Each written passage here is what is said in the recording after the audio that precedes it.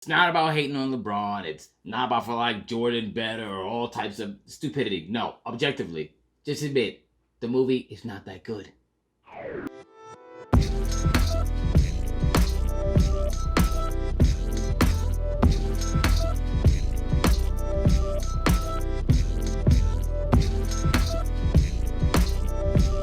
Hey, what's up, Nerd fam? It's the boy Gashawn. I want to welcome you to Enter the Nerd. Today, we talk about Space Jam: A New Legacy. Now, obviously, this movie's been a bit polarizing because of how many people are talking about, hey, I like the original one better, or whatever.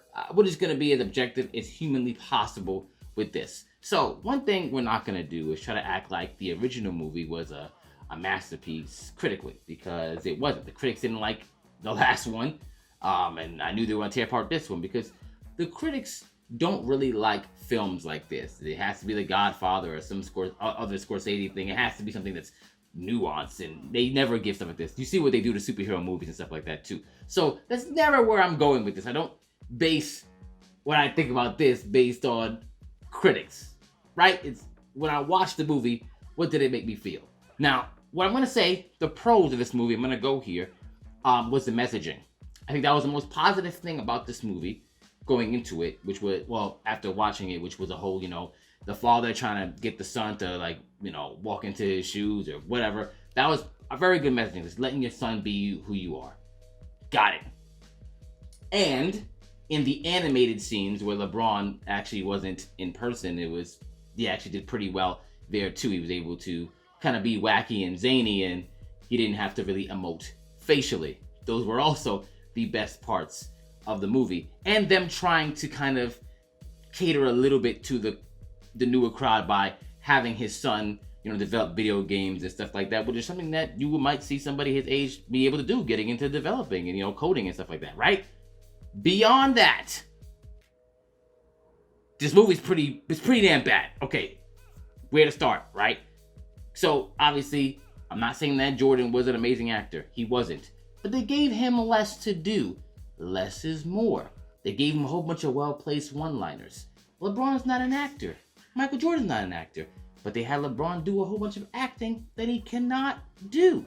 They had him with a lot of deep emotional scenes, which he could not carry. That's okay, he's not an actor, but you kind of overexposed him there, and it was unbelievable. Don Cheadle is an amazing actor.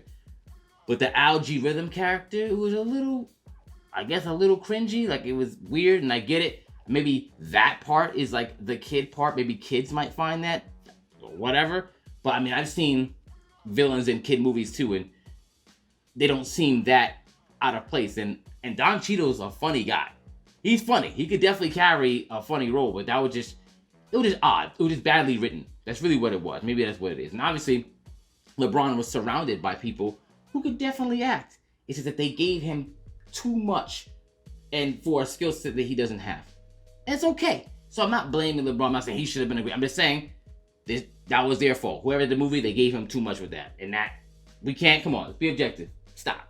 It's not hating on LeBron. It's being truthful with that. Oh, another positive I will say is I like that the same way how they did with the first movie. They used a lot of his life to do that, which is fine. A lot of people didn't like that, but I'm like, they did the same thing with, Jordan coming back from retirement and all that. So people really you can't really be mad at that. However, there is a criticism that people have been saying, like when I say something like this, like, oh, it's not a good movie, there's this one line, this lie that people keep on saying, which is really stupid. It's, well, this is a movie for kids. Like, what do you expect? It's for kids. Let's talk about that. So, number one, even if it was for kids, does that mean no one can enjoy it? Disney makes a whole bunch of movies for kids, right? Yet we can still enjoy them. Hell, the original Space Jam was for kids, and I can watch it and enjoy it. Hell, I was a kid at that time. And there's a lot of movies that when I was a kid, I can't really watch now. Like, they're just, it just doesn't age well. But there's some that can, so that's not really a thing. However, here's why that response is a bit of a lie here. So let's just say, what would you classify as a kid, right? I asked a couple of my friends, and they gave me different age ranges, like 2 to 10, or 3 to 14, or 5 to 15, whatever. Let's just go from like the lowest to like the highest they gave me. So let's just go from like 2 to 15, right? Let's just give that age range. It's pretty large, right? Most of the properties that they were showing in there, people who are that age would not have been alive to see, or it's not made for them. Let's start with the main one, Looney Tunes. Even though I know they made like a recent like remake of some things with Looney Tunes, let's not act like kids are watching a whole bunch of Looney Tunes right now. They're not. That property made sense back when we were a kid because it was showing, it was in circulation. It's not now. The reason why they put them back in this one because it's recognizable. But recognizable to who? There's a certain demographic that was watching that at that time. Not the people who are 15 years old now. You think they're watching Bugs Bunny, right? No. And I know because back when we were younger, we had a whole bunch of those stupid Lot 29 shirts rolling on there. I'm not proud of that. I'm just saying it was around. But keep going from there. You got not just Looney Tunes, but if you haven't watched the movie, spoilers, but whatever. They're going to find the Looney Tunes in different universes, so they have to like gather the team. The first place they get the granny from, the one that owns Tweety, is The Matrix. The Matrix was made in '99. Were kids been around for that reference? Don't think so. They had what was it? The Game of Thrones dragon.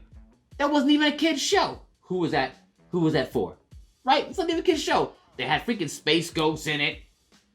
Yogi Bear, all the Hanna-Barbera stuff. It was pretty much a whole bunch of like the huge Warner Brothers catalog, which is made for people or debuted and released all that way before that age range, that 2 to 15. None of them were around to see that. The fact that I saw Space Ghost was crazy. They had the It Clown. Yeah, he's for kids, but does not know what he was for kids. You know he's for kids, right? Besides that, you had the dudes from Clockwork Orange in it, who are literal rapists, which is hilarious, seeing as how they removed Pepe Le Pew for being rapey, but have actual rapists in there, which is absolutely crazy, right?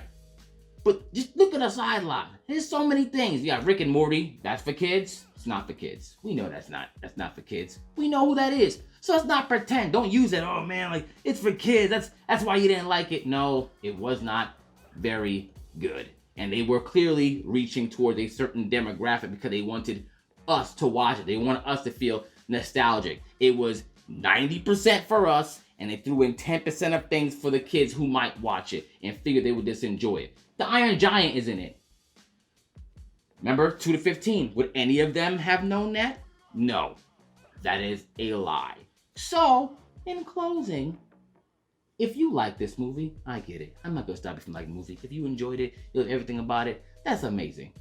But for me, objectively, not very good. Had good moments in it, but it was kind of strange and just seemed like a way for Warner Brothers to just flex their entire catalog. And once again, the original one, less is more. Less of Jordan doing too many things, plus he was backed up by Bill Murray and Wayne Knight to carry some of the things that he couldn't. And even the Looney Tunes themselves did more heavy lifting. And it was called Space Jam, I believe, because the aliens were from space. So I believe that's why it was called that. These guys weren't from space. I'm not really sure why it's called that, unless they're talking about cyberspace now, and I guess it would make sense then, but still, it's just very strange. I get it. I did like that Michael B. Jordan reference. That was kind of funny, right? Little things like that. Those were like those little in-between things. But no, it just wasn't very good. That's just my opinion. If you liked it, you liked it. But for me, not so much. Let me know what you think. Let's talk about it. Did you love it? Did you like it as much as the original one? Did you like the original one more? Or did you think it was trash? Think it was the greatest movie to feature a basketball player ever? Let me know. Let's talk about it. Into the nerd.